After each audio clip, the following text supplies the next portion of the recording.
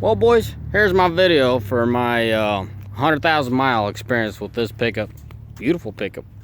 More or less my personal pickup, and just wanted to share with you, what is it like, or what kind of experience I had for 100,000 miles on this truck. I picked this thing up from the dealership. It had 13 miles on it, and a lot of my vehicles had 13, 14. It's just the mileage they rack on from train yard to train yard, or whatever the deal is. So I personally special ordered this truck and got it in, and had no other owners but me. So let me tell you how it was. First 29,000 miles on it, pretty torturing, because I'm an old school type of guy, and I don't believe in any of these emissions bull crap, horse crap they got going on. I tortured myself for 29,000 miles, and then after that, fixed that emissions problems once and for all. Never had an issue, never regretted it, and couldn't be happier. So as far as that go, that question comes up quite often. That was the biggest question I personally had for myself, coming from my 99 24 valve 6-speed manual. I mean, good old school, I call it a little tractor pickup. You're in control of everything, as mechanical as possible. Well, 12 valves are a little bit more mechanical, but other than that computer and VP44, there's really not a whole lot different. Anyways, guys, so back to 100,000 miles. What would I have changed? I'll hit these heavy hitters, let's just put it this way, on the comment section. People asking me, what would I have done differently? Nothing. I really would do nothing different. I got lucky. That I figured most of my stuff, some of the stuff I guessed, and I hit it dead on, and I'm happy to today's day. My buddy asked me the other day, would you buy a 17? I'm like, no. He's like, would you buy an 18? I'm like, once they come out, nope. Still no. It's just, I have no need. If there's a need, I got no problem. I'll go buy a newer truck, but there's really no need. I got this truck set up the way I like it. It's I call it the fancy truck, but it's my personal truck. I really like to stick to the theory that I once said. The limited is off limits on the company. Still, it gets used by some of my drivers. Rarely, but it does get sometimes. And I like the fact that 98% of the time I drive this truck, and I only drive this truck, and people don't screw around with it. I really like that. This is my truck. Yes, end of the day, I am the owner, and I could call the shots, but when you're in a pinch, you sort of got to let it go and focus on the primary goal of the reason why you bought this truck. It was to make you money, so trying to keep things balanced. But anyways, as far as this truck goes, I leveled it, or the custom things I've done on it. Leveled it, obviously put the wheels on there, put airbags on the back, but anytime I'm not hauling the gooseneck, they're completely deflated. Me and my brother-in-law, this thing had a 3 or 4 inch lift overall. So pretty much when the guys put in the front leveling, quote unquote leveling deal, it was overshot up front, so you had to inflate the airbags in the rear to level it out, which I really didn't like that. So I think it lasted a couple months like that. Then one day my guys got a little slow. My guy in the shop slowed down a little, so we deflated the airbags, did our measurement, and the stance is just, I think it's a half an inch lower up front than it is in the back. So this is what we came down to. This is the space. This is a modified spacer by us. So finger width, a couple fingers. I would say it's about a couple inches at most. 1 3/4, somewhere in that ballpark. It is not 2.5 inches. Anyway, so that's as far as the modifications go. The rest of this truck is original. I don't know if you call this a modification.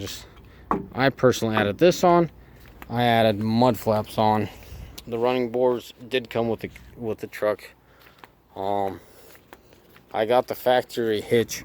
Guys, I do not like these hitches. I went through a car wash today. I do not like these factory hitches. You could tell my bed is starting to get beat up here. Little here and there.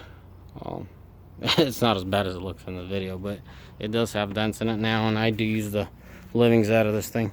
I really do use this truck.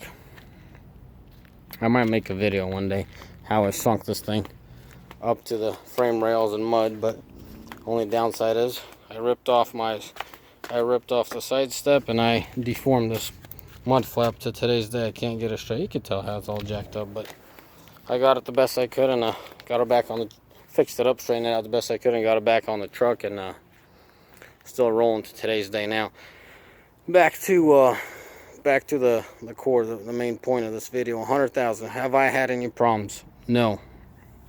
What are some things I had to change out for 100,000? Well, I took care of the emissions once and for all, fixed it, did a good job fixing it, never had issues.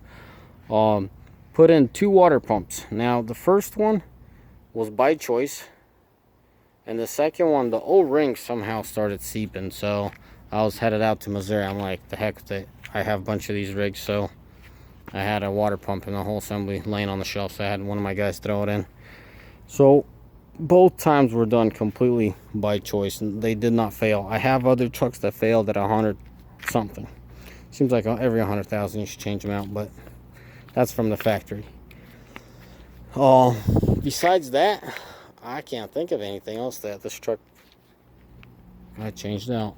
Oh, the rear diff. The rear diffs, the yoke and the seals, both sides leaked, so we had that replaced. And I think the right side leaked one more time. I have a video on that. I was a little sketched out by it, but I fixed it.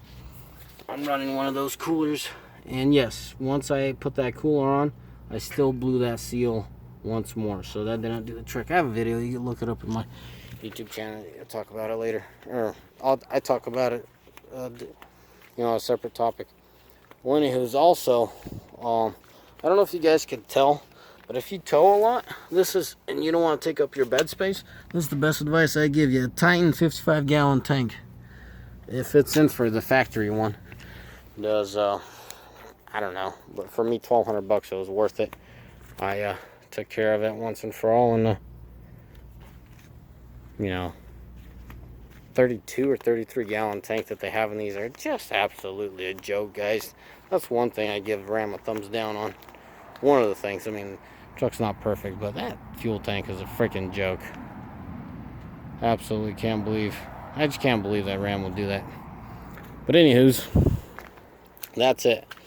Sorry, I'm just rambling. I'm just thinking, what else have I done to this truck? Nothing much. Took good care of it. Run chafers all around as much as I can.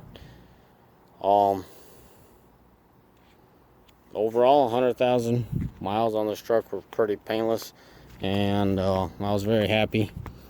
Looking forward to 900,000 more. Trying to hit the 1,000,000-mile mark, but I'll be in my retirement years by the time I hit that, at the rate that I'm going at it. But anyways, guys, yeah, that's that. Would I do it again? Oh yeah, guys. I'm a sucker for the inline sixes when it comes to towing. And B, well, A is the fact that I make money with these trucks. I enjoy driving these trucks. I make money with these trucks, and it's an all-around win-win for me. If it wasn't for business, I probably wouldn't own a brand new truck like this. Most likely I wouldn't. But it's just, I set myself up in a way where I win all around when it comes to brand new trucks and these trucks. So, anywho's, that's it. Sorry, it wasn't very informative, but I figured you guys want to hear from me. 100,000 mile mark. I'll show you my odometer. Here she rips. I think I'm at 101 already. I think I just hit 101. Yep, I hit 101 today.